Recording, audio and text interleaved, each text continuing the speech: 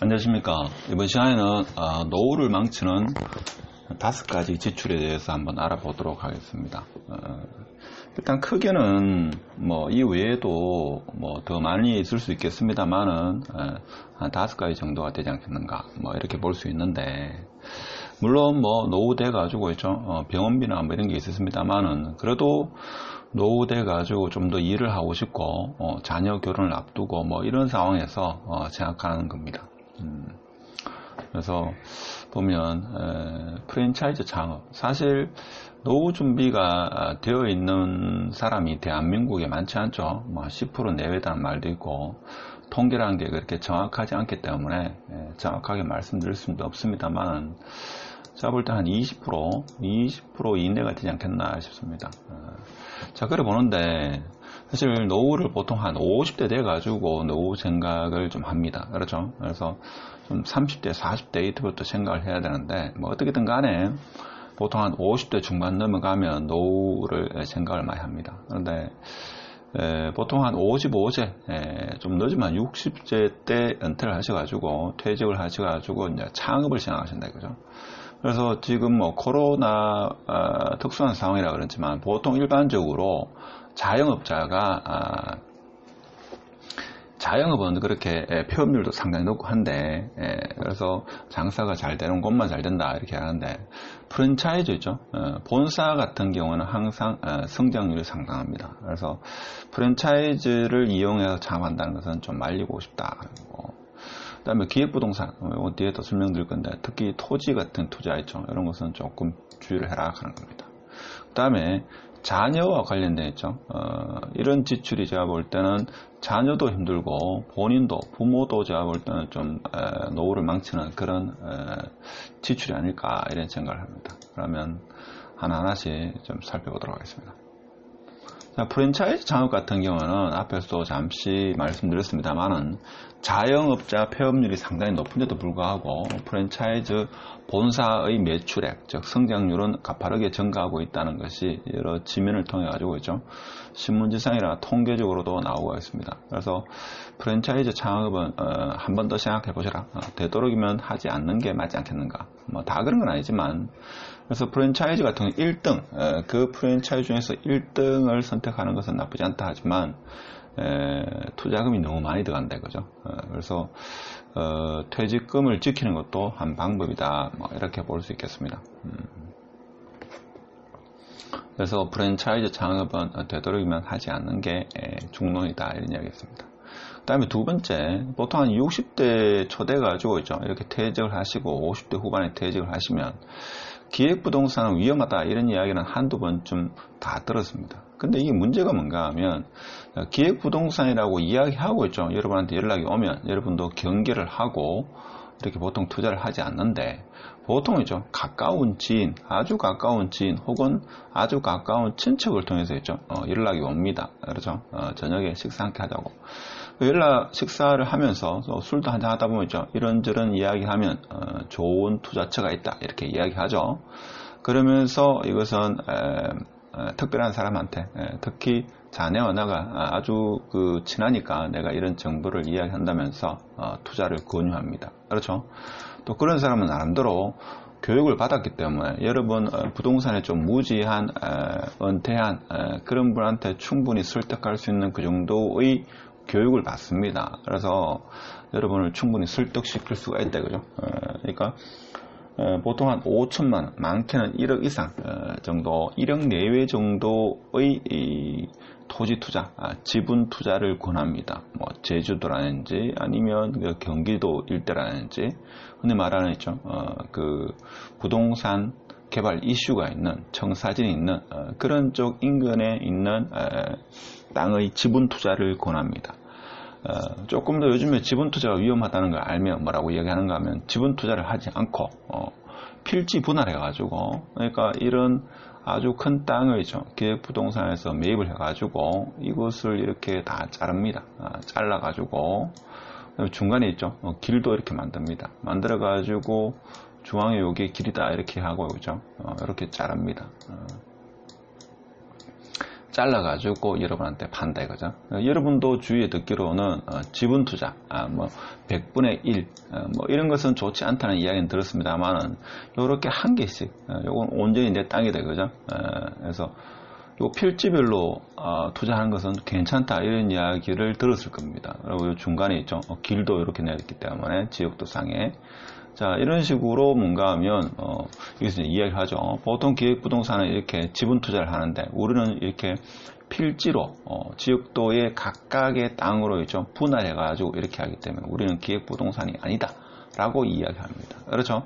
자, 그렇게 해서 보통 여러분이 목돈을 지출하는 경우가 많습니다. 이 경우가 사실 제가 볼 때는 상당히 많습니다. 상당히 주의를 해야 됩니다. 그렇겠죠?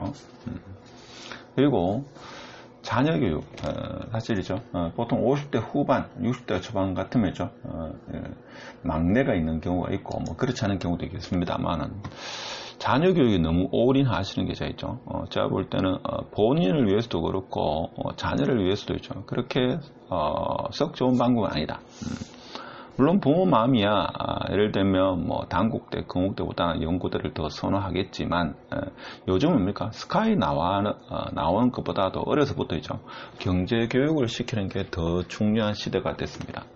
요즘에는 제 지인도 지인 아이도 뭐 스카이 학교 다니는 지인도 있는데 이야기 들어보면 요즘 스카이 같은 경우에 뭐 특히 연고대 뭐 서울대도 마찬가지입니다만은 뭐 문과 같은 경우에는 라이센스 혹은 고시 공무원 합격을 못하면 집에서 노는 경우도 적지 않다. 놀게 하겠습니까만은 시험 준비 취준생이 상당히 많다 이거죠. 그래서 예전과 다르게 스카이 나와서 미래가 보장되는 그런 시대는 좀 지나지 않았나. 물론 공부를 잘하면 스카이를 보내는 것도 좋습니다만은 지방대보다는 스카이 나겠죠. 그런데 굳이 그 정도의 머리가 되지 않는데 있죠.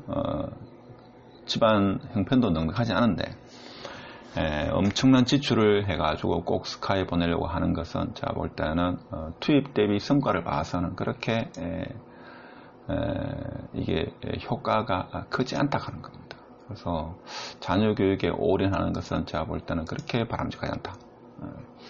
그리고 대부분 사람이죠.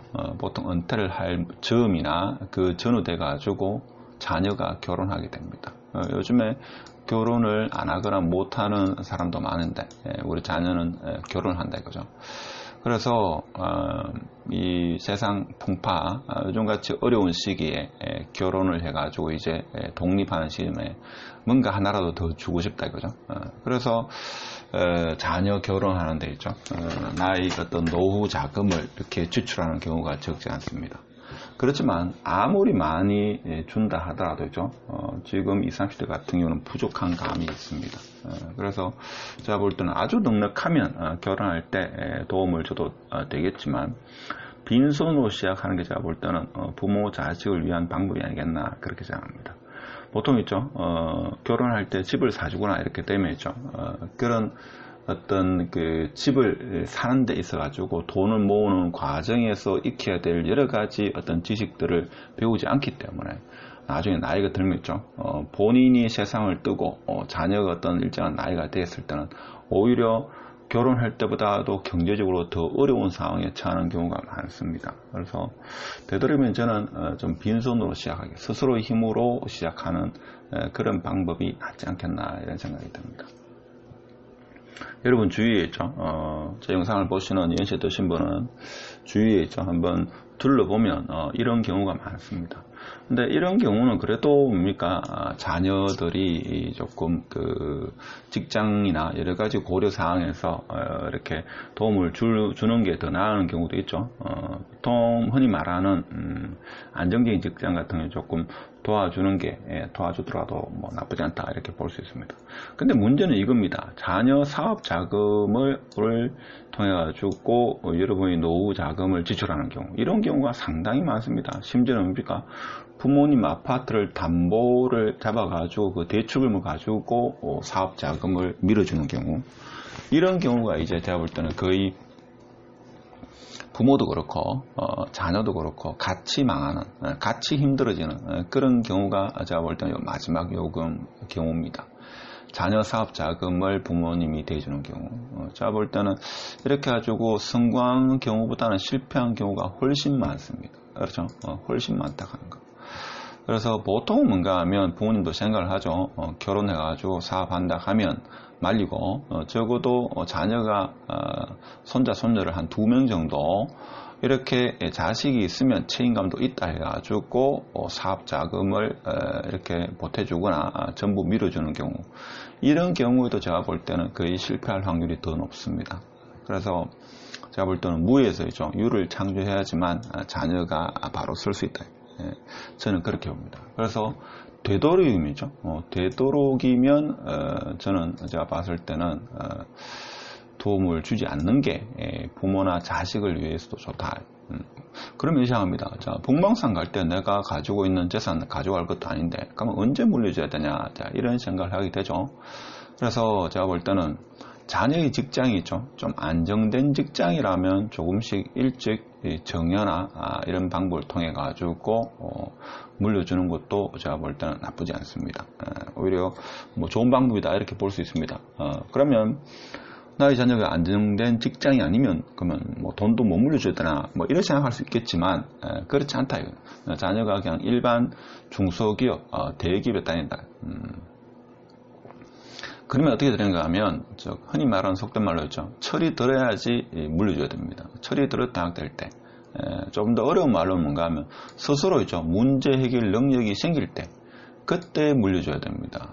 그렇지 않고 물려주면 있죠. 대체적으로 뭔가 하면 지금 현재 돈을 까먹는 것도 까먹는 거지만 나중에 한번 어려움을 겪게 되면 일어나질 못합니다. 그래서 이것이 제가 볼 때는 부모님도 힘들어지고 자녀도 힘들어지는 그런 원인이 아니겠나 이런 생각이 듭니다. 그래서 스스로 돈에 대해서 깨닫고 알고 행동할 때 이럴 때 자기의 재산을 부모님의 재산을 자식한테 어느 정도 정여의 방법을 통해 가지고 물려주는 그런 필요성이 있지 않겠나 이런 생각이 듭니다. 그래서 제가 최근에 상속 관련해가지고 일을 이렇게 같이 알아본 적이 있는데 보니까 10억까지는 상속세가 없더라고요.